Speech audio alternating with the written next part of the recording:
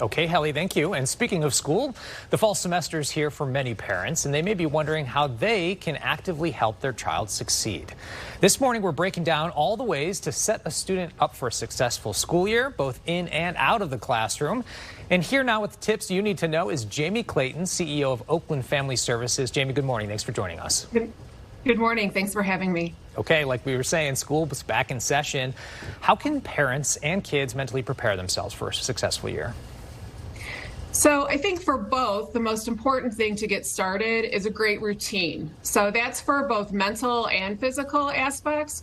We really downplay the importance of sleep for kids. It's the best time for brain development. It's the best time for parents to recharge when their children are getting some rest. So a really great schedule and routine going back to school is absolutely critical. So morning, what time is homework happening, and then a really great sleep schedule. Very important. Very important. And of course, going back to school isn't easy. It's been a hard couple of years. There's some social emotional aspects that come into play. How can we support kids?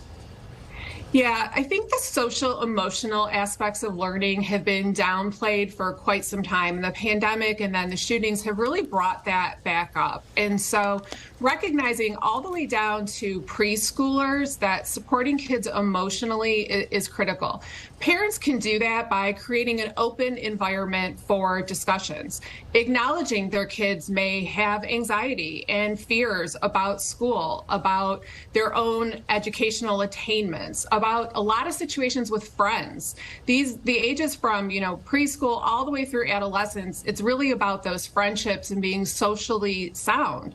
And so for parents to create an environment where they're open and talking to their children and understanding that school is not just about the ABCs and learning, but checking in with them about their emotions and creating an open environment where their kids feel safe talking about how they're actually feeling. Yeah, that's some great advice. Of course, it's better if it doesn't feel like work. What are some fun and educational games that parents can use to ease their children back into school? Yeah, I think the more you can engage them in the actual part of building a routine, so, making something fun around creating lunches, around even their own space, letting them do that. So kind of imaginative play for children, creating what's a day like in school would be a great way to engage some younger kids in exercising out what those fears or anxieties or their own questions might be. And then for younger and through older, reading is really the conduit to all learning. Up until third grade, you're learning to read. From third grade on, you're reading to learn. And so any kind of reading and then interactive discussion around that topic is great for educational attainment. And of course, we all want our kids to fit in, right? How can parents help their kids succeed socially with classmates and teachers? Yeah, I would say on the younger end, having more and more play dates, that was one of the biggest downsides we saw for having two preschools at Oakland Family Services was kids no longer really knew how to play with kids because they were not with them during the pandemic, and it really resulted in a lot of behavioral issues.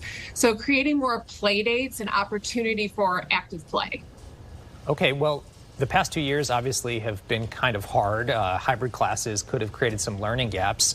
Should parents let go of expectations, knowing that their kids are doing as well as they possibly can? Yeah, Mike, I'm not sure any parent's going to ever let go of their expectations, but maybe working on managing them. What is the school year? What would success look like for your child in your family? And then create expectations around that. Not all kids are going to have the same grades and do as well. So expectations are important, but modifying them for these current situations is really critical.